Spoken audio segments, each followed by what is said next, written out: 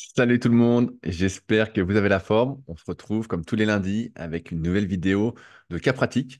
En effet, suite à ma dernière vidéo, vous avez été quelques-uns à mettre vos photos, votre entraînement, votre alimentation sur les forums et à demander l'avis des membres des forums Superphysique. Et donc, comme vous le savez, je me sers de ce que vous mettez pour faire ces vidéos, pour essayer d'aller un peu plus loin que ce que je peux répondre sur le forum, ce que d'autres peuvent vous répondre. Aujourd'hui, on va traiter d'un cas un peu particulier de quelqu'un qui s'entraîne depuis 12 ans, a priori de manière plutôt sérieuse, qui a un bon physique et qui se demande justement s'il est à fond. Donc, on va analyser ensemble son programme d'entraînement par rapport à sa morpho-anatomie. On va regarder son alimentation. On va regarder ce qu'il pourrait faire ou s'il est malheureusement effectivement à fond. Avant de commencer, plusieurs choses. La première, qui concerne pas mal d'entre vous, je suis un peu en retard pour l'envoi des livres, que ce soit le guide de la sèche au naturel, le guide de la prise de masse au naturel, The Life ou The Leader Project. J'ai un petit peu de retard.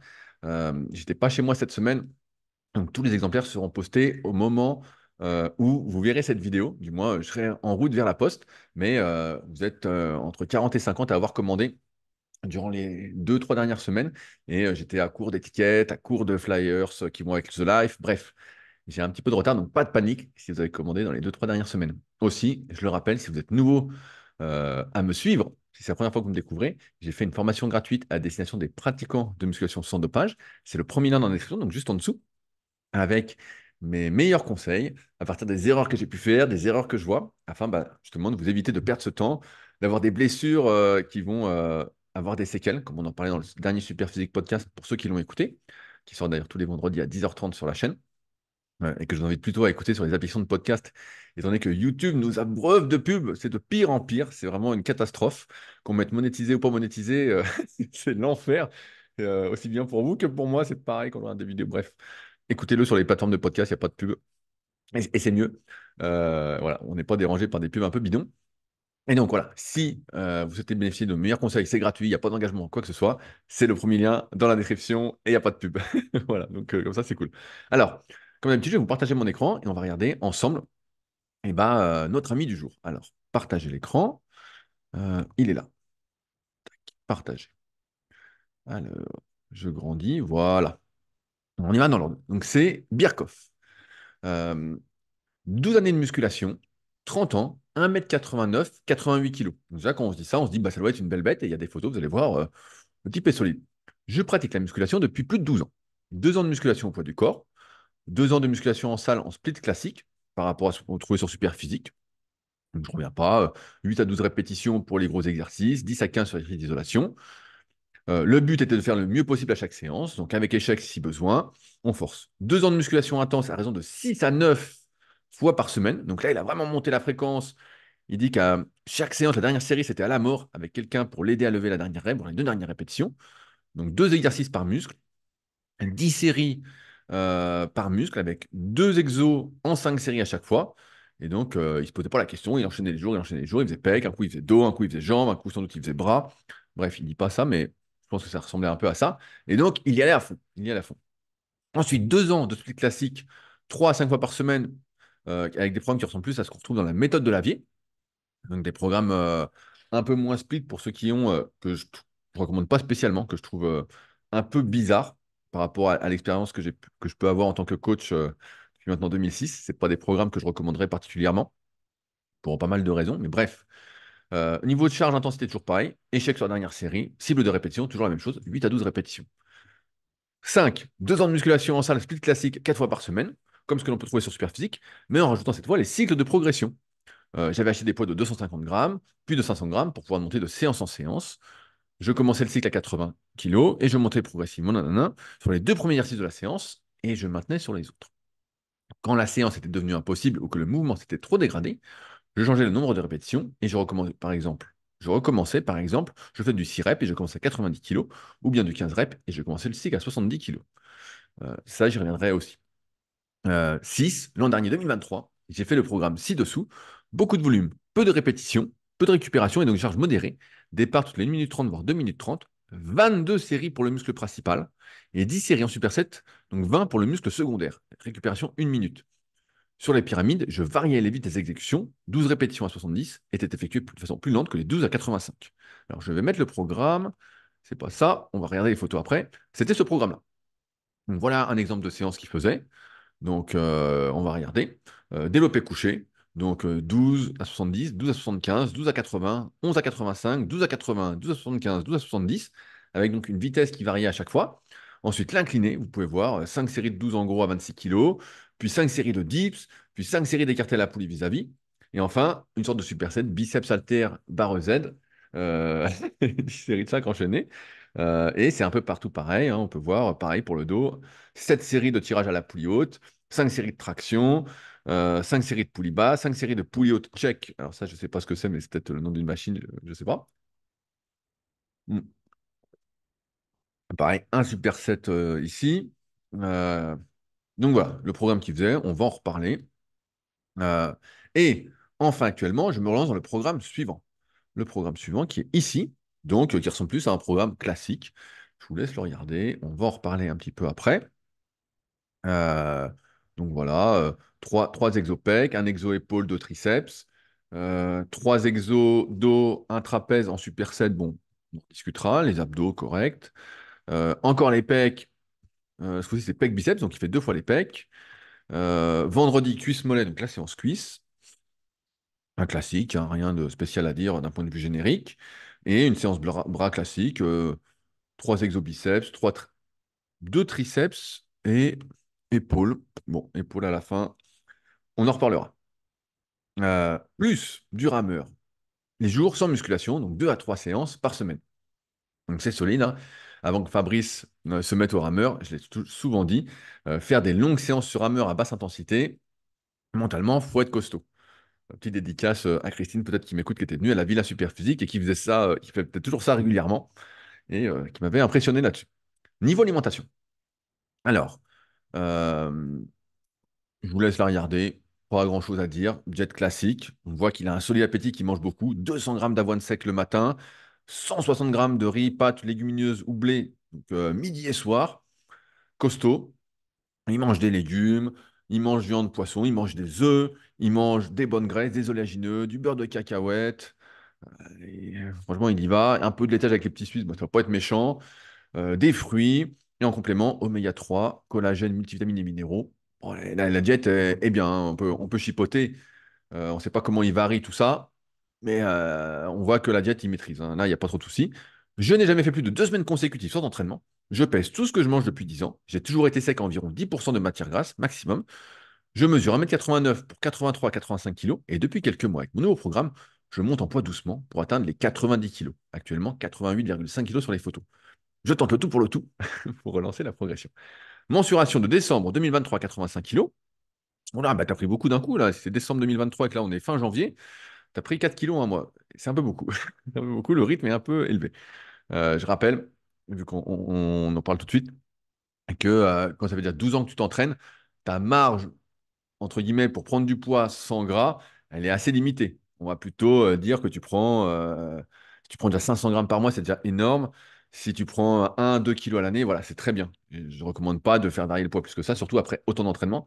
Alors que quand tu es maigre et que tu débutes, souvent, bah, tu as, comme disait Jean Texier dans Les Mondes du Muscle, quand tu vas grossir et que tu t'entraînes en même temps, évidemment, si tu fais que manger, bah, tu prends que du gras.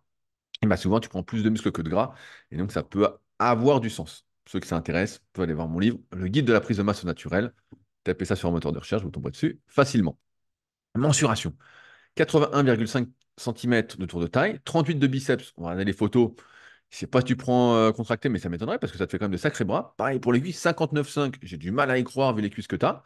124 de tour d'épaule, 110 de tour de pec, 101 de fessier. Voilà le problème. Depuis quelques années. Cycle 4, 5, 6. Donc, depuis qu'il s'entraîne en split et qu'il a réduit, donc on va se remettre. Euh, donc là, il a carrément changé l'entraînement. Donc là, il a fait 2 ans de musculation en split 3 à 5 fois par semaine avec la méthode de Lavier, échec dernière série autour de 8-12 répétitions. Ensuite, il a fait 2 ans de musculation classique 4 fois par semaine avec ce qu'on peut retrouver après sur Superphysique avec les cycles de progression. Et enfin, il a fait un programme avec beaucoup, beaucoup, beaucoup de volume, 22 séries principales avec des temps de récupération courts et des vitesses de répétition qui varient en fonction des séries. OK? Donc on retient bien ça. Ça fait 3 fois 2 ans que je s'entraîne de manière un peu aléatoire, à mon avis. Je ne progresse plus, voire même je régresse. Je retrouve des perfs dans mes carnets d'entraînement, des cycles 3 et 4, des perfs qui me semblent aujourd'hui bien ambitieuses, jusqu'à 5 voire 10 kilos de plus que ce que je fais actuellement.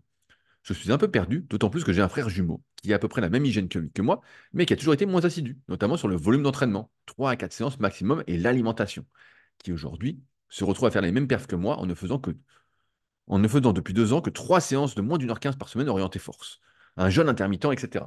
J'en suis donc à me demander si je n'ai pas atteint mon maxi, compte tenu de mon investissement, 4 à 5 fois 1h30 par semaine, plus diète, plus rameur. Et si finalement, 3, 4, 5, 6 séances, cycle de progression ou non, de toute façon, je suis à mon max et donc je ne me développerai pas plus de muscles quoi qu'il arrive. Comment faire pour continuer à progresser? Alors, je reviens rapidement sur ce que tu fais, Birkhoff, et qui peut intéresser tout le monde, je pense. Quand je vois tes programmes, tu vois, par exemple, là, les bras en superset, je vois, tu fais 7 séries en variant la charge, tout ça. Tu fais varier la vitesse des répétitions, ou tu vois, on regarde l'autre programme. Tes programmes sur le papier, ils sont pas si mal, sauf que tes programmes sont hyper génériques. Ils tiennent pas du tout compte de ta morphonatomie, tiennent pas compte de tes points forts, de tes points faibles.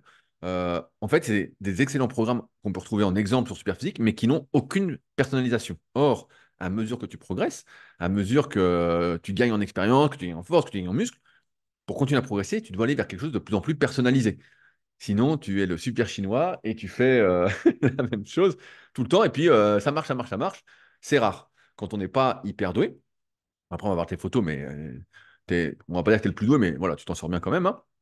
En fait, là, c'est normal que tes programmes ne marchent pas. D'autant plus que, si on reprend ton historique, tu avais l'habitude de forcer beaucoup plus. Euh, 2 ans de musculation intense, donc au bout de 4 ans, donc de 4 à 6 ans, tu as fait 6 à 9 séances par semaine, en forçant à fond, en misant plus sur l'intensité, et a priori, ça marchait bien. Donc tu avais un plus gros volume d'entraînement. Ensuite, c'est là que ça s'est gâté, tu es passé sur un entraînement beaucoup en étant beaucoup moins investi, donc tu as divisé ta fréquence d'entraînement en gros par 2. Euh, tu as fait la méthode de la vie, donc pareil, bon là ça ressemblait peut-être à ce que tu faisais 2 fois 5 séries pour un muscle, donc peut-être. Mm. Et après, ce qui s'est passé, c'est que tu as encore diminué l'intensité de tes séances. Alors, les cycles de progression, évidemment, je suis pour, mais au fur et à mesure que tu progresses, c'est un truc qu'il faut aussi avoir en tête, c'est que souvent, moi, je vais recommander les cycles de progression, de programmer sa progression, comme je peux l'expliquer dans le guide de la musculation naturelle, ou beaucoup plus en détail dans les formations que je peux donner en CQP, en BPGEPS, ou si vous ne les faites pas sur méthodesp.rudicoya.com sur la formation super physique. Mais plus tu progresses, plus il va falloir être impactant, plus il va falloir être intense, plus il va falloir forcer pour déclencher une adaptation. Si au fur et à mesure de ta progression, tu forces de moins en moins et tu transformes en plus l'effort de plus en plus vers un effort de type endurance, où tu fais 20 séries par muscle, où tu varies la charge, on ne comprend pas trop pourquoi. En fait, tu vois, si je reprends cet exemple-là, je vais reprendre cet exemple-là. Là, pour moi, tu as une série. Allez, on va compter celle à 80, celle à 85, celle à 80. Et encore, ça fait 3 séries. Toutes les autres, elles servent à rien. Toutes les autres, c'est de la fatigue générique qui sert absolument à rien dans une optique de prise de muscle. C'est pour ça qu'au fur et à mesure qu'on progresse, on diminue la fréquence d'entraînement pour chaque muscle parce qu'on augmente l'intensité. On sait que l'intensité, donc l'intensité dans le sens je vais forcer, je vais repousser entre guillemets mes limites, est impactant. Sauf qu'effectivement, pour la plupart des gens, c'est pour ça que je ne le recommande pas, c'est beaucoup plus efficace sur le court et moyen terme.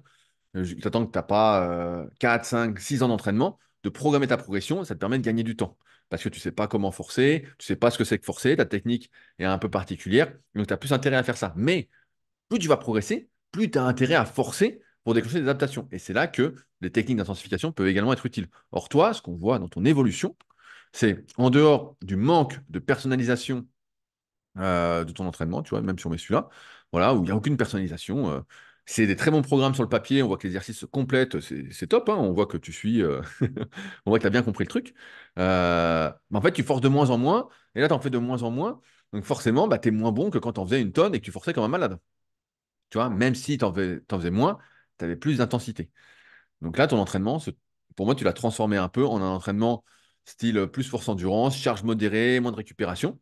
Et ce que je peux concevoir très bien, parce que tu avais. Donc, tu as 30 ans, donc c'était il y a 8 ans. Donc, tu avais de 22 à 24 ans. Bah ouais, tu avais tout le temps, tu étais peut-être encore dans les études. Et maintenant, tu as peut-être une vie à côté qui ne te permet pas de t'entraîner 6 à 9 fois par semaine. Mais ce que tu me dis ne me semble pas déconnant. Effectivement, tu m'aurais dit ça sans me dire si tu avais progressé ou pas, je t'aurais dit, bon, c'est bizarre que tu aies continué à progresser parce que tu as diminué par 2 ce que tu faisais et tu forces en plus beaucoup moins. Donc ça, c'est le premier point.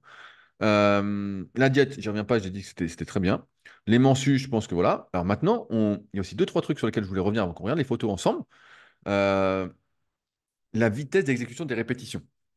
Donc, clairement, le but, c'est d'utiliser ses muscles quand on fait un exercice. Donc, et pour ce faire, pour que ce soit le plus efficace, qu'on génère le plus de tension, ce qui génère le plus de tension, c'est de mettre de la vitesse, c'est d'accélérer. Or, beaucoup de personnes vont, entre guillemets, soit trop accélérer parce qu'elles ne maîtrisent pas le mouvement et donc profiter de l'inertie et donc enlever du travail musculaire. Donc là, ça n'a pas de sens. Mais à l'inverse, quand tu ralentis tes répétitions, tu diminues la tension que tu mets sur tes muscles. Donc ça n'a aucun sens pour toi qui as déjà 12 ans d'entraînement de ralentir tes répétitions, sauf si on parle de l'entraînement d'un point faible. Et dans ce cas-là, c'est une stratégie pour accroître le temps sous tension, pour apprendre à ton système nerveux où se trouvent tes muscles, mais c'est carrément une autre stratégie. Mais sur le même exercice, varier la vitesse d'exécution, ça n'a pas de sens, tu vois, ça n'a pas de logique. C'est comme là quand tu fais tes supersets, tu vois, ici tu mets 10 séries en superset pour le muscle secondaire, nan, nan. Ça n'a pas de logique, ça n'a pas de sens. J'ai eu une consultation récemment avec Pascal qui se passe bonjour, qui avait un super physique, tout ça, qui j'ai fait une analyse. Et on discute ensuite. Il me dit, ouais, je pense faire un full body en superset pendant quelques mois, nan, nan. Et ça n'avait pas de sens. Il y a un moment, il faut que plus tu progresses, plus ton entraînement doit te correspondre, répondre à une logique, répondre encore une fois à une personnalisation. Là, toi, c'est tout l'inverse que tu as fait. Tu es perdu. Pareil, à un moment, tu parles des cycles de progression. Je mets ça en gras, voilà, pour que tout le monde voit. Je donne le nombre de répétitions et je recommençais par exemple, je fais du 6 reps et je commençais à 90 kilos, ou bien du 15 reps et je commençais le cycle à 70 kilos. Pareil, ça, c'est des choses que j'ai codifiées dans le guide de la musculation naturelle. Le choix des poids, quand tu recycles, quand tu modifies ta fourchette de répétition, pardon, c'est peut-être un peu compliqué pour ceux qui n'ont pas tout suivi depuis des années, tout ça. Dans ce cas-là, j'invite à prendre le livre qui a une bonne introduction à tout ce que je peux préconiser. Euh, en fait, pareil, il y a des pourcentages en fait, à mettre. Je dis une connerie. Si tu finis ton cycle en 6 reps à 90 kilos, et bah, si tu veux relancer par exemple, en 10 répétitions, il faut que tu enlèves, de mon expérience, à peu près 20%. Donc, il faut que tu repartes, par exemple, à 3 ou 4 séries 10 à 72 kilos. Tu vois, ça va être à peu près ça. Donc pareil, tu as plein de repères comme ça qui fait que, encore une fois, plus tu progresses, moins tu peux laisser le hasard gérer ta progression. Tu dois forcer la progression, et c'est en ce sens que les cycles de progression, je les ai pensés, pour forcer les gens à progresser et ne pas attendre que ça devienne facile, parce que vous savez aussi bien que moi, ça ne devient jamais facile. Je vois que je parle un peu vite, je vais essayer de ralentir. Mais tu vois, il y a beaucoup de hasard dans ton entraînement, et donc ça ne m'étonne pas. Alors maintenant, on va regarder ensemble tes photos, parce qu'elles sont intéressantes. Donc, je vois ma gueule ici. Est-ce que je peux l'enlever? Voilà, je vais enlever ma gueule. Je vais me foutre ici. Voilà, comme ça, je suis au milieu. Je ne sais pas si ça fera comme ça sur l'enregistrement. Alors là, qu'est-ce qu'on peut voir? On peut voir, un, que tu es très étroit d'épaule. Donc, effectivement, on voit ici, tu as ton faisceau antérieur qui est très en oblique. Donc, que les pecs, c'est pas un point fort. Qui sont bouffés, tu vois, on voit aussi sur cette photo-là, qui sont bouffés par les épaules. Donc, effectivement, je comprends pourquoi tu fais les pecs 2 fois par semaine. Parce que les épaules ont bouffé tes pecs. On peut voir aussi que tu as le biceps plutôt court, que tu es plus avant-bras, on reverra si on voit de dos. Voilà. On voit que les quads, bah, tu t'en sors plutôt bien. J'ai du mal à voir si tu as des longs fémurs ou pas. Tu as l'air d'avoir des jambes assez longues, mais on va voir ça de dos, si ça correspond. On voit que tu as des bras longs comparativement à ta cage thoracique. Tu vois, on voit que ça te fait des longs avant-bras comparativement à l'humérus. Euh, globalement, tu es là. On regarde les autres. Donc là, je te vois, donc effectivement, toi, le grand dorsal, bah, ça a l'air d'être un petit problème. On voit que tu as le physique de type, je veux dire, tu as un physique de type haltérophile. Tu vois, ça te fait un dos carré. Finalement, tu as le buste un peu long. On voit que j'ai trop grossi. Comment je fais? Tac, tac, tac, tac, je reviens, je reviens. C'est pas ça que je veux réinitialiser. C'est pas ça. Je vais m'en sortir. Voilà. Donc, on peut voir que tu as un gros cul. On voit que tu as le fémur long comparativement au tibia. Tu vois, ça, j'en parlais il y a quelques épisodes de podcast. Euh, c'est vraiment un désavantage important. Mais ouais, le fémur est long comparativement au tibia. Donc ça veut dire que quand tu fais les cuisses, bah forcément, tu n'as pas le meilleur levier. Heureusement, tu t'en sors bien. On voit bah là le cul qui est prédominant. Tu vois, bah là, il descend jusque-là, donc un peu plus bas que ton caleçon. Là, tu as l'ischio. L'ischio est inexistant. Sans, sans rancune. Les mollets sont très hauts, tu vois, ils sont là, et donc tu as tout ça de vide, hein. Les mollets sont courts, les ischios ont l'air courts, tes fessiers, tes quads. Le dos, tu vois, il descend bien, ton grand dorsal est plutôt pas mal, mais comme il s'insère de manière très très rectiligne, tu vraiment pas fait pour la largeur. Ça, c'est vraiment courant. quand on a les clavicules qui sont vraiment courtes, ce qui est ton cas. Par contre, on voit ici, pareil, la lumière est pas super sur tes photos. Est-ce qu'on voit mieux ici? On ne voit pas ici, mais je remettrai après. Mais on voit que, tu vois, les trapèzes, j'essaye de voir. Ils sont jusque là, donc presque jusqu'au milieu du dos. Donc c'est plutôt bien. Tu es un type qui est fait pour être épais, quoi. On voit que tu es fait pour être épais. Et que le problème, c'est ta largeur, on va dire, au niveau du dos. Les pecs, si on remet ici, voilà, qui sont courts. Bon, bah voilà, je pense que j'espère que vous voyez. Ça a tout changé. Voilà, les pecs qui sont courts. Les biceps qui sont courts. Ouais, globalement, après 12 ans d'entraînement, ça ne m'étonne pas quand tu dis qu'au bout de 6 ans ou quelque chose comme ça, tu avais déjà ce physique-là ou presque. Parce que pour moi, et je réponds tout à ta question, tu es loin d'être à fond. Tu n'es pas à fond de ce que tu peux espérer en termes de progrès. Maintenant, tu vois qu'on a regardé un peu comment tu étais fait. Je rappelle, pour ceux que ça intéresse, on va regarder aussi cette photo-là, que je propose des analyses morpho-anatomiques à distance, mais qu'actuellement, j'ai un peu d'attente. J'ai un peu d'attente parce que vous êtes beaucoup à me contacter. Donc j'ai un peu d'attente. J'essaye pas d'aller au plus vite parce que je veux faire du bon boulot. Mais voilà, il y a à peu près, je dirais, 2-3 semaines d'attente. Si vous commandez votre analyse aujourd'hui, le temps que je revienne vers vous, bah, ça c'est assez rapide. Mais le temps que je puisse me poser pour faire votre analyse et vous l'envoyer, et bah, il y a au moins 2-3 semaines d'attente. Je dirais plutôt 3 semaines actuellement. Sait-on jamais que j'ai d'autres commandes ce week-end. Bref. Et là, ce qu'on peut voir, c'est que le triceps est plutôt long. Tu vois, donc tes épaules, triceps, le biceps, on a dit qu'il était court. Et là, tu vois, on voit le long supinateur qui est long aussi. Donc globalement, si ton but, tu vois, même pareil, la cage est assez plate, hein. Tu vois, pareil, là, la cage, t'as pas trop de côtes. Euh, Si on doit récapituler, je remets ces photos-là, et que tu veux progresser, Birkhoff, bah, c'est pas compliqué. Tu dois adapter ton programme par rapport à ta morphoanatomie, par rapport à tes points faibles si tu veux développer, par rapport à tes longueurs osseuses et musculaires, et remettre de l'intensité. Arrêter de te perdre avec des conneries du style j'aurais dû mes temps de récupération, sauf si tu manques de temps. Mais dans ce cas-là, ce sera un facteur limitant de ta progression. Euh, et donc, on va revoir ton programme ensemble par rapport à tout ça. Euh, on voit, ouais, t'es une belle sauterelle, quoi. T'es t'es une belle sauterelle. C'est une belle sauterelle, mais un peu plus épaisse qu'une sauterelle classique. C'est ce que je dirais selon ma codification du tome 1 et 2 de la méthode superphysique. Alors, je me remets là. Ah, qu'est-ce que j'ai foutu? J'ai fait n'importe quoi. On va réinitialiser et on va remettre 110. Voilà. Je sais pas ce que j'ai foutu avec ça. Et je me remets dans un coin. Voilà. Je suis là. Donc, qu'est-ce que tu dois faire au niveau du choix de l'entraînement? On va reprendre ce dernier programme que tu fais. Donc là, tu as 1, 2, 3, 4, 5 séances. Tu as 5 séances. Donc, j'y vais dans l'ordre. Sur les L-fly allongés à la poulie basse, donc je vois que tu fais 2 fois l'exercice par semaine. On voit que tu le fais ici et ici. Il ne faut pas que tu hésites aussi, quand on veut renforcer la coiffe de rotateur, à faire dans cette position-là et également dans cette position-là. OK? Coup de corps, c'est bien, mais ce n'est pas suffisant. Surtout si tu fais des exercices avec le coude qui n'est pas collé au corps, ce qui est ton cas, il faut que tu renforces la coiffe ici et la coiffe ici. Donc tu peux varier à chaque séance. Pour faire ça, on peut imaginer que tu fasses un coup au corps, on ne voit pas, voilà, et un coup comme ça, et un coup comme ça. OK? Donc 3 fois dans la semaine en variant l'exercice. Ensuite, le développé couché ne te correspond absolument pas. Vu ta longueur de bras, l'épaisseur de ta cage thoracique, ça ne te correspond pas, d'autant plus si tu descends sur le haut des pecs. Donc pour descendre sur le haut des pecs, c'était un conseil que donnait Jean Texier dans les années 80-90. Ça, c'est un destructeur d'épaule, c'est-à-dire que tu descends, donc les coudes très, très, très ouverts ici. Donc quand tu es comme ça, vu ta morphoanatomie, bah en fait, tu surétires tes pecs, tu te trouves dans une position où tu n'as aucune force, où très peu de fibres peuvent se connecter entre elles. Donc, tu vois, imagine que c'est ton muscle, et là, tu fais comme ça. Donc, tu n'as plus que ça, donc tu n'as aucune force pour pousser. Euh, et en plus, bah, tu t'arraches les épaules, hein. Vraiment, là, tu t'étires. C'est vraiment le dernier truc que tu dois faire.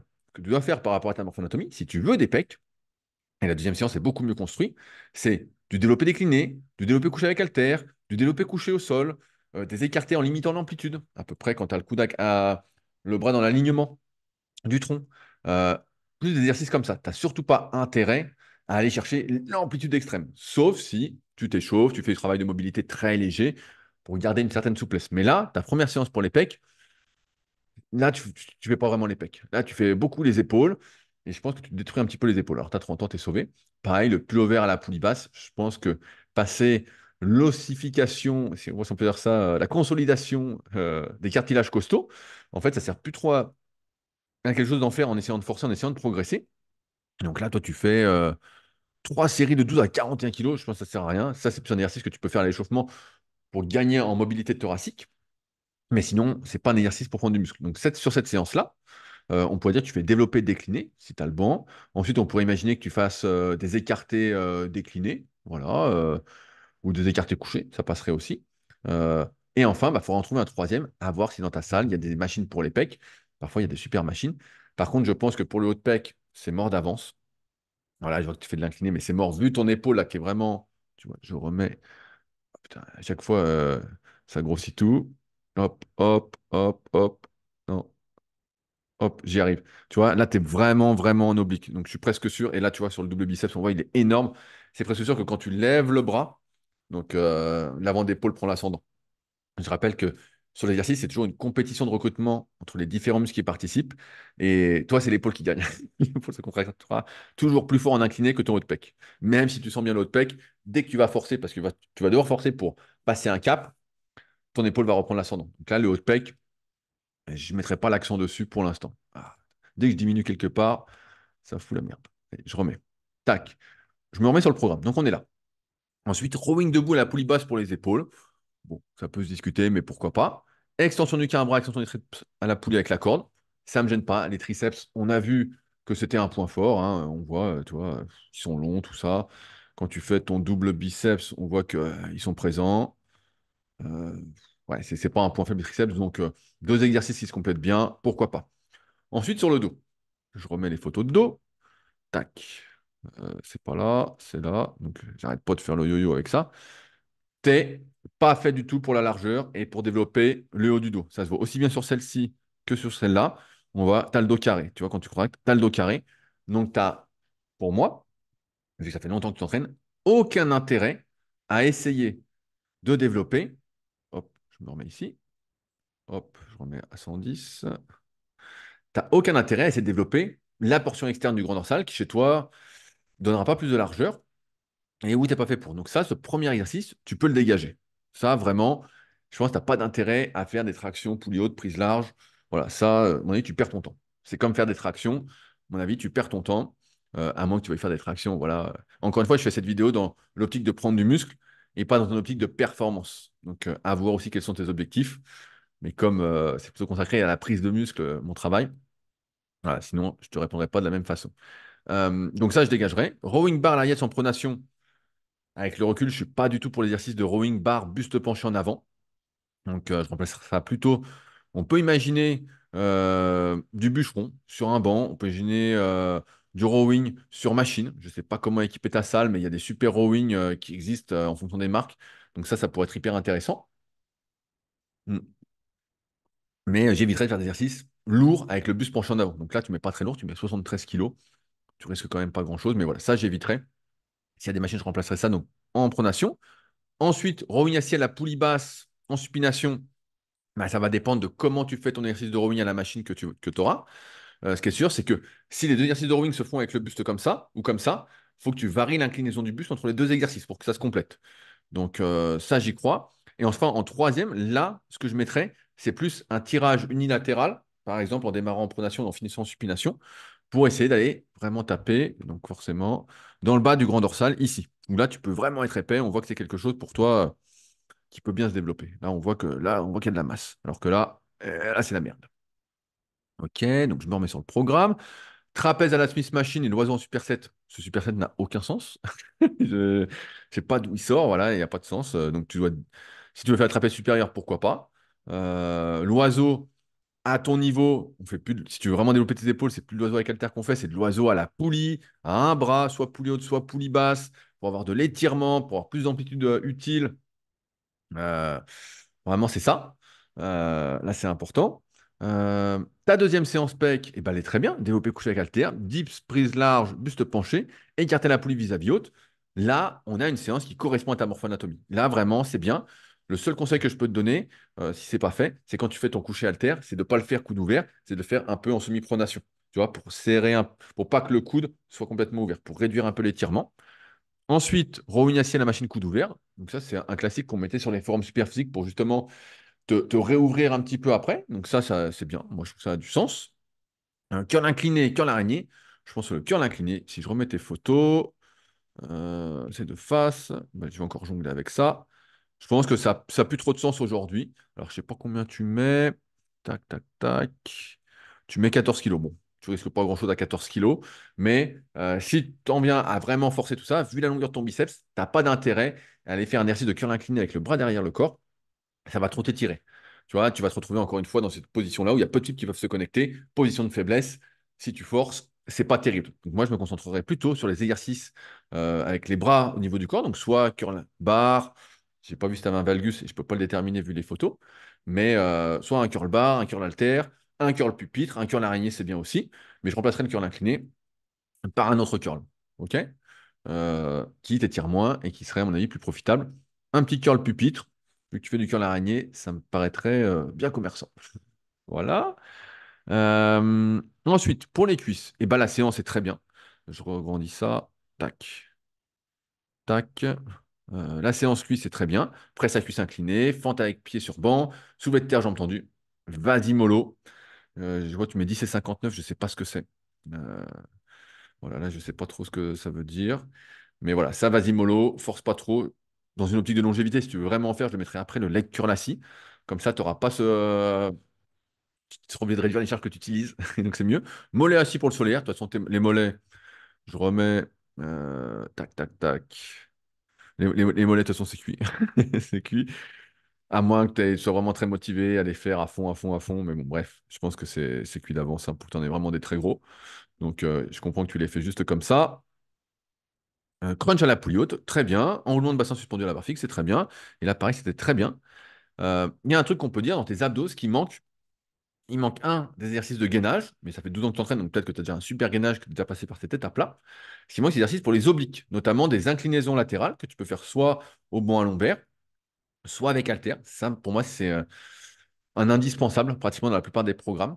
Là, tu enroules par le haut, tu enroules par le bas, c'est très bien, mais il faudrait qu'il y ait un mouvement d'inclinaison. Pour les rotations, je suis plus hésitant pour la plupart des gens, sans les tester avant, comme je peux faire à Annecy, pour ceux qui veulent venir faire des analyses en vrai, en direct, et qui comprennent en plus l'analyse articulaire, le programme personnalisé, bref, plein de trucs qu'on regarde ensemble que je ne peux pas voir à distance. Hein. Quand vous bougez, je peux pas voir, je ne vous vois pas bouger sur des photos, donc je ne peux pas voir si se contracte ou pas. Mais la séance quiz, globalement, est bien. OK? Et là, tu fais une séance optionnelle. Et là, par contre, curl incliné, on a dit, on le dégage. Curl pupitre à la poulie, bah là, c'est bien. Curl marteau en travers, et bah voilà, on a deux exercices qui se complètent très bien. Extension nuque à la poulie, kickback à la poulie. Ça se complète très bien aussi. La poulie, on rappelle, c'est moins traumatisant pour les articulations. Donc, au bout de 12 ans d'entraînement, je pense que ça peut avoir du sens. Par contre, développer haltératie et élévation latérale, bah, je suis perdu parce que je vois le truc partage d'écran qui m'ennuie. Comment je fais? Voilà, je le vois ou pas? Je suis emmerdé. Voilà, élévation latérale et l'oiseau en superset. Bon, bah ça, pour moi, ça a pas de sens non plus, cette histoire-là. Mais c'est vrai qu'on pourrait imaginer que tu remplaces le rowing debout, la poulie basse par des élévations latérales, si vraiment tu voulais prendre plus d'épaules, sachant que les épaules, tu t'en sors quand même pas mal, hein. Elles sont pas petites, hein. C'est quand même un bon développement, tu vois, ta clavicule est là et tu as quand même tout ça d'épaules, hein. Elles sont bien épaisses. Donc, bref, on pourrait imaginer que tu remplaces ce rowing debout, la poulie basse par des élévations latérales, que je ferais, si tu veux vraiment développer les épaules, un bras à la poulie, comme ça tu as un peu d'étirement, comme ça tu peux vraiment aller loin. On peut imaginer un truc comme ça. Euh, Aussi, pendant que j'y pense, donc tu vois, on a revu un peu le programme ensemble. Modification de l'amplitude des exercices pour les pecs, modification du programme pour le dos, modification des exercices pour les biceps, triceps, tout va bien, les cuisses, ça va bien, c'est plutôt un point fort. Par contre, ce qu'on n'a pas dit, c'est les ischios. Les ischios, aujourd'hui, tu fais deux exercices, donc soulevé de terre entendu et lecture lassie. Si vraiment c'est un truc qui te tient à cœur, encore une fois, ce que tu fais en début de séance, c'est là où tu as plus d'énergie et c'est là où c'est le plus productif. Donc, si vraiment c'est quelque chose qui t'intéresse, les leg curls en début de séance, avec soulevé de terre entendu, et seulement après, la presse à cuisse inclinée, avec les fentes, avec pied sur banc. Mais tu fais d'abord l'exercice pour les ischios, si encore une fois c'est quelque chose qui te tient à cœur. L'ordre de ce qu'on fait durant les séances est primordial quant aux objectifs, aux résultats qu'on peut avoir. Euh, Maintenant, et je reviens, donc pareil, je regrandis ça, 110 c'était bien, voilà. Euh, mais je vais te répondre finalement à ta question. T'es pas à fond, tu vois, rien que là, en, je sais pas, 10-15 minutes, tu vois, on a refait ton programme. Tu vois, alors que je ne te vois pas bouger, et se trouve, il y aura encore plein de petits trucs qu'on verrait ensemble, mais tu n'es pas à fond. Rien que sur le choix des exercices et ton programme, tu peux modifier plein de choses pour que ce soit plus productif. Et maintenant, ce qu'il faut, c'est que tu arrêtes tes conneries. euh, des conneries, de réduire les temps de récupération à 1,30 2 minutes. Encore une fois, pareil, le temps de récupération est censé soutenir ton intensité. Donc, plus tu vas forcer, plus il te faut de temps de récupération. Moins tu forces, et c'est le cas quand on débute, voilà, on a du mal à forcer, moins on prend de récupération. Or, quand on fait de la muscu pour prendre du muscle, ça fait 12 ans qu'on s'entraîne, bah forcément, tu prends des longs temps de récupération. Je le conçois, c'est chiant, et ça peut être une des limitations justement de manquer de temps, de ne pas avoir envie de prendre tout ça, voilà. Mais ça limite aussi tes progrès. Si demain tu reprends 3 4 minutes entre chaque série parce que tu as bien forcé, ça va t'aider. Aussi, il ne faut pas que tu hésites, comme je disais, à mettre plus d'intensité. L'intensité, ça peut être aller plus loin que, tu vois, ça va être d'éviter de faire des trucs à la con comme ça, 12 à 70, 12 à 75, ça sert à rien. C'est comme si, là, c'est pas s'entraîner, là, c'est s'exercer, c'est faire s'entretenir, aimer s'entraîner, mais ça fait pas progresser tout ça. Ça sert à que dalle. Donc, surtout pas ça. Une fois que tu es échauffé, tu fais tes vraies séries. La vitesse d'exécution, si c'est pas un point faible, t'envoies le pâté avec tes muscles, donc pas complètement à fond, mais voilà, t'envoies la sauce. Et puis ouais, tu prends des vrais temps de récupération et tu remets de l'intensité. Donc l'intensité, ça veut être forcer plus, ça peut te faire des séries plus longues, parce que là, tu es habitué à faire que des séries plutôt courtes. Tu vois, on reprend ton programme, là, ici, tu fais 12 12 12 12 12 12. En gros, tu fais 12 15 quoi. Tu fais 12 15 tout le temps, rien t'empêche de monter jusqu'à 20, tu vois. Euh, c'est sûr que la bonne moyenne, à chaque fois, on dit c'est entre 8 et 12. Moi, j'aime bien expliquer à mes élèves qui vont devenir coach sportif quand Bob PSG a tout s'occuper, c'est que le temps sous tension idéal, entre guillemets, c'est entre 30 et 60 secondes. Donc, si tu comptes combien de temps dure une série de 12, tu vois, je suis sympa, tu mets 3 secondes par répétition parce que tu utilises bien tes muscles, voilà, ça fait 36 secondes, il te reste 24 secondes que tu peux la gagner. Donc, si tu fais 20 répétitions, tu es encore dans le bon truc. Donc là, faut pas que tu hésites à aller explorer des fourchettes de répétition beaucoup plus larges et aller explorer beaucoup plus d'intensités qui peuvent être l'utilisation de séries dégressives en forçant, l'utilisation de, je suis moins pour les répétitions forcées, mais ça peut se discuter, de la pré-fatigue, de la sensibilisation, de la post-fatigue. Il y a plein de choses que tu peux explorer et qu'il faut que tu explores si tu veux continuer à progresser. Tu ne peux pas aller à l'entraînement, et je fais une petite dédicace à mon pote Valentin qui a mis cette punchline de ce matin sur LinkedIn. Tu ne peux pas aller à la salle en mode vacances et puis espérer progresser. Si tu vas en mode vacances sans chercher à progresser, sans avoir cette niaque, tout ça, bah c'est normal que tu aies, je caricature hein, parce que c'est pas le cas, mais que tu aies un physique de touriste. Sa phrase m'avait fait marrer. Donc je vous la ressors. Mais, euh, mais c'est pas plus compliqué que ça. Il faut que tu y ailles là, aujourd'hui, avec 12 ans d'entraînement, avec le spirit, avec la rage, avec un entraînement qui est plus adapté, ça on l'a vu ensemble. Et puis il faut que tu y ailles. Il faut que tu t'envoies le pâté, quoi. Il faut vraiment que tu y ailles. Là, il faut arrêter de faire 4 séries de 12 à la presse à 160 kilos, 3 minutes de récup. Non, non, attends. Ouais, 4 fois 12 puis 4 fois 13 jusqu'à 4 fois 20. Et puis, j'ai même envie de te dire, tu fais ça en superset avec du leg extension, quoi. En post-fatigue, et puis tu forces, quoi, tu vas. Si tu veux plus de cuisses. Sachant que, bon, les quadriceps, c'est plutôt un point fort de ce qu'on a vu. Mais il faut que tu y ailles, quoi. Là, c'est sûr que tu entraînes moins dur, et je finis là-dessus parce que je me répète, moins dur, moins intense, de manière plus endurante que ce que tu faisais il y a 6 ans. Donc forcément, bah, tu es moins bon. Voilà. Alors après, tu as un bon physique, hein, tu vois, on remet les photos, tu vois, je rediminue. Tu as un bon physique, hein, c'est sûr, 1,89 m, 88 kilos, on te voit dans la vraie vie, on se dit, oulala, on ne veut pas se battre avec ce type.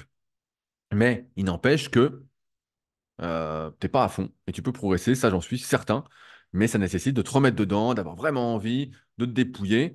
La fréquence d'entraînement m'ennuie pas à partir du moment où tu mets l'intensité. Il faut pareil mériter ces jours de repos. Tu vois, ça c'est aussi important quand on veut vraiment progresser. Alors bien sûr, ça ne concerne pas la plupart des gens qui sont au niveau débutant, semi-débutant, voire intermédiaire, mais quand tu as un niveau comme le tien, avec un très bon physique, alors voilà, tu n'as pas un super éclairage sur les photos, donc tu parais plus gras que tu ne l'es, hein. On voit, moi j'ai l'habitude donc d'avoir plein de photos avec les suivis à distance que je propose avec des éclairages un peu pourris. Donc je vois bien que tu es assez sec. Ouais, il faut que tu te dépouilles. Et là, c'est sûr que tu vas progresser. Tu n'es pas à fond, je pense que tu as au moins 4-5 kilos de muscle de marge. Pas en un an, mais sur quelques années. Et c'est sûr que tu n'auras pas tout à fait le même physique. Mais à toi de voir si tu as le spirit, si tu as envie, ou si finalement, bah, tu peux même ralentir et garder ce physique-là pendant longtemps, hein. Tu t'entraîneras 3 fois par semaine tranquillement, 3 fois 1h15 comme ton frangin, puis tu garderas ce physique-là. Après, pour les perfs, là, tu fais trop de volume et je pense que tu as transformé ton entraînement vraiment trop dans un entraînement de style endurance. Euh, voilà, vraiment limite endurance de force avec peu de temps de récupération, tout ça. Et on sait que pour les muscles, il faut plus de la force endurance, voire parfois même aller sur le spectre, tu vois, 30 secondes, 25 secondes d'effort. Donc ce que tu fais déjà des fois quand tu fais des 8 répétitions. Mais bref, je m'arrête là. Et j'espère, je me remets en grand. Voilà, la lumière est arrivée, je suis tout clair. Euh, donc j'espère que ça t'aura donné bah, des pistes de réflexion. Comme d'habitude, j'essaie de ne pas faire trop long, mais vous voyez que bon, je pars dans tous les sens parce que j'ai plein de choses à dire et ça pourrait durer des heures et des heures. Quand je fais des coachings premium à Annecy, ça dure plus de 2 heures, donc forcément, j'ai plein de choses à raconter. Bref, si vous souhaitez réagir, partagez votre expérience, tout ça, ça se passe dans les commentaires sur la vidéo YouTube. Si vous avez des sujets qui n'ont rien à voir et que vous souhaitez mon avis, que je fasse une vidéo, tout ça, n'hésitez pas à utiliser les forums Superphysique. C'est fait pour ça, superphysique.org. Vous mettrez votre programme, vos photos, votre diète, tout. Et je me ferai un plaisir de donner mon avis. Je continue, tant qu'il y a des cas pratiques, moi ça m'amuse bien. Et puis sur ce, bah voilà, le petit pouce bleu, s'abonner, bref, vous savez tout ça. Puis nous, on se retrouve bientôt pour de nouvelles aventures. En attendant, entraînez-vous bien. Allez, salut à tous.